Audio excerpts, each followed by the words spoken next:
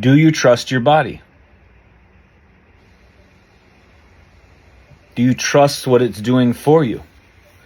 Do you trust all the processes? Do you trust everything in your blood? Do you trust your sweat, your urine, your tears? Do you trust your bones, your skin? Do you trust your muscles? Do you trust your organs? Do you trust your eyes, teeth, hair, hands, feet? Do you trust everything in your body? If not, why not? This is part of the medicine that you gain with every injury, no matter what level, from a tight muscle to a full rupture, to a dislocation, to a avulsion, to a tear, to an accident, to a coma, to concussion, to whatever the injury is, to every skin blemish, from a wart to a tumor, to digestive shifts, to sleep shifts, to energy level changes, to light sensitivities, to feelings and emotions and anxiety, depression, fear, anger, guilt, shame, everything in between. This is part of the medicine that they provide by you experiencing this. Take just a basic injury. It's just the easiest way to illustrate it, and you can apply it to anything. So if you were to roll your ankle, you're going to have a healing response called swelling, inflammation, pain. You're also going to have something called a limp. Those are perfect. Those are not to be eliminated, reduced, controlled, manipulated, fixed, corrected, prevented, or solved in any way, masked in any way. Not only are you going to have that, you're also going to have emotions attached with that. Now you're going to be afraid to do the action, which was what? Stepping down. Now you're going to be afraid to doing the complete series of the actions, which is what? Walking. Now you're going to be terrified of terrain, if it was on, ice or gravel or asphalt or sand or turf or a mountain, cliff, rock, granite, whatever it's going to be. Now there's going to be an emotional aspect, plus you're going to have emotions tied to what you're going to have to sacrifice for the 2-3 months to a year and a half while you go ahead and understand more about your injury, while you go ahead and discover more about what training actually is, while you go to discover what nourishment is, while you discover what light is, what all these things do to support, and then the difference between training and physical activity.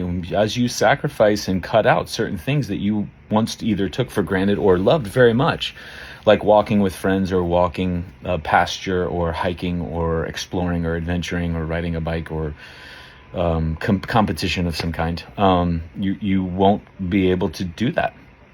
If you're looking to truly understand why it happened to you in the first place, you can coke yourself out. We'll get to that with any form of medicine to keep you in there so that you don't have to change your life or change your understanding of your life, more importantly. But there's going to be a distrust of that action, you with that action that's going to be there on purpose. And so how do we build trust? We challenge it, we sit with it, we listen to it, we converse, we have a dialogue, we explore every option, and you go in and continually look as to what is the truth behind what's here. And so that's why your body loves you and supports you so much. It will not let you do the activity that you weren't equipped to do because it's harming both of you, all three of you. And until you understand what your role is to gain, it will continue to protect you and hold you in that space until full trust is owned. And this is why we have people walking around with unresolved musculoskeletal injuries everywhere that are afraid to walk, afraid to sit, afraid to roll over in bed, afraid to swim, afraid to drive, afraid to throw, afraid to tackle, afraid to get tackled, afraid to swing a racket, afraid to cut on a pickleball court, afraid to shoot a basketball, afraid to swing a golf club. And so again, that trust is earned between you and you. But there's no way to find it if at any time you think, feel, or understand your body, the swelling, inflammation, pain, and the fear and the emotions and everything coming were against you. So now you're going to go ahead and put more trust into, let's say that we don't want to go that route and we want to go through physical therapy, sinking ship, occupational therapy, another sinking ship, any level of medicine. naturopathic, herbal, traditional, Eastern, German, Chinese, or traditional orthopedic, whatever the realm may be.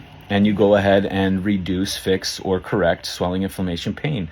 Somebody goes ahead and assesses your gait and remodels it. Somebody gives you a brand new set of shoes. Somebody gives you an orthotic. Somebody gives you an injection.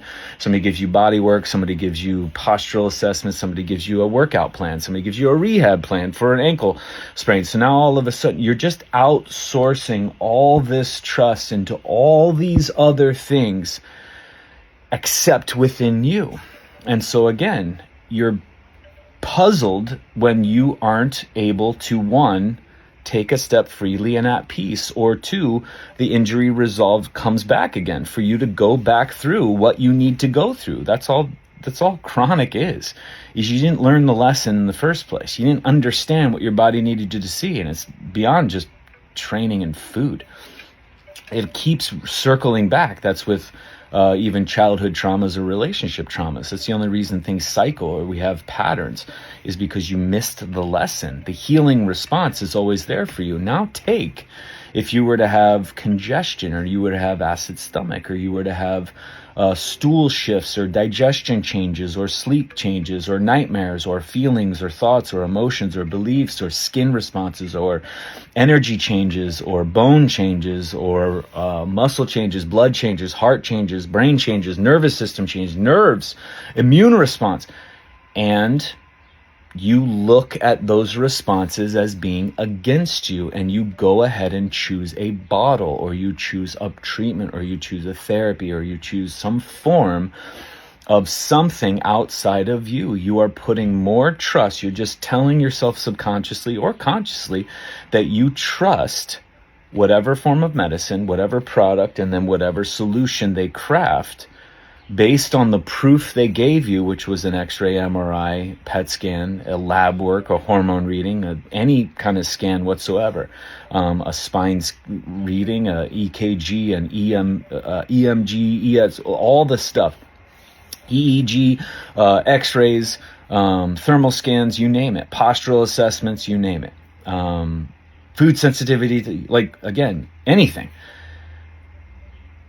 You are building more and more distrust between you. And when do you need it most? When you are confronted with unpredictables, when you are confronted with another opportunity, let it be a symptom, an accident, or an injury, and you are faced with it, the first thing we think about is what we go to what we trust the most. And that's when we immediately reach for our phone and schedule an appointment, or we reach for get on someone's schedule, or go in and look at some program to change up, or go look for the next bottle, or look for the next injection, or look for the next procedure, or look for the next surgery, or look for the next bill.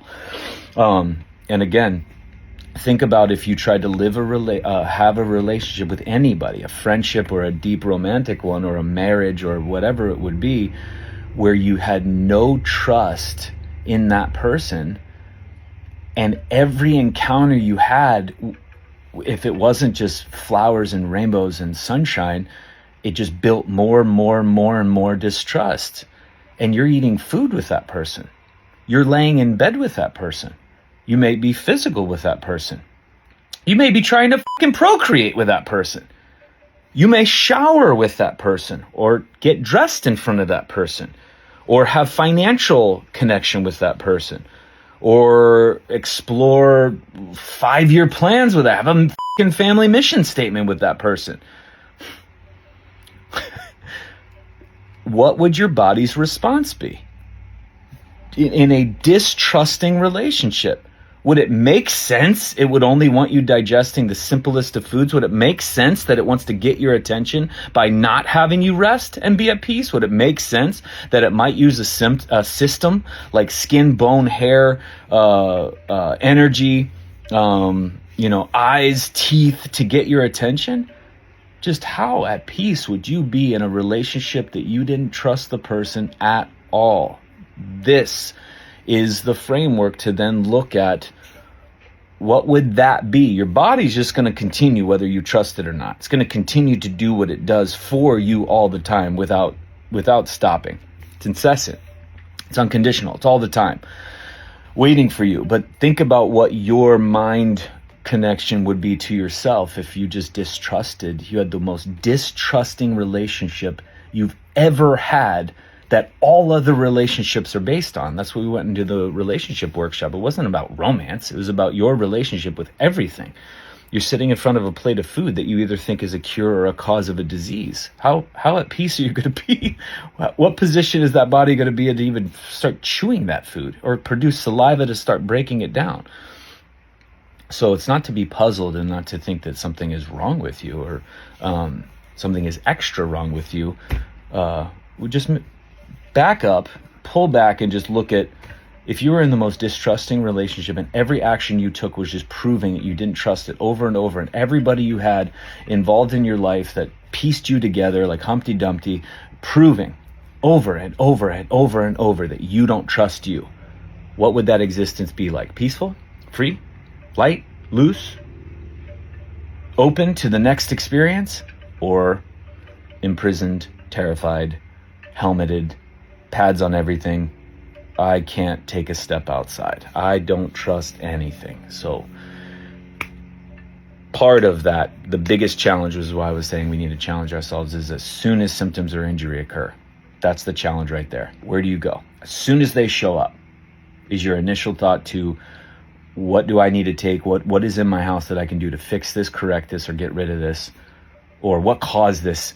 Looking outside yourself, or going, body, what do you want me to understand here? What is it I need to see? Because you're not going to do anything for the stuff, just like you don't do anything to heal a cut. It just takes care of itself. You go ahead and learn how to wield the axe and how to chop wood and why you were chopping wood and what's the point of the whole thing, and your actions and your skill sets and everything going on, and your relationship with axes and your relationship with wood and your relationship with your body. And then going ahead and not putting any more trust in a Band-Aid than you do the power of the body to heal underneath you. Everyone else has trust in you. How so? A surgeon has trust that your skin's going to heal when they make a cut. A trainer in all their glory, or a life coach in all their glory, or a fat loss expert of over 40, jacked on hormones and fillers and injections, has trust that your musculature will heal the next time you come in. Everybody has trust in your body, including these professions that are sinking. What if you just went all in on yourself, full trust in yourself? What would that look like? And we aren't even touching it. There hasn't been a civilization that's ever even come close to it. And that's why, again, what I'm saying is not ancestral. It's here, it's now, it's moving forward, and it's free. It's accessible to everybody. No language barrier, no sex barrier, no financial barrier, no education barrier. It's all here. It's human. Accessible for human. 100% human. Do you trust you? Why not? Something to think about.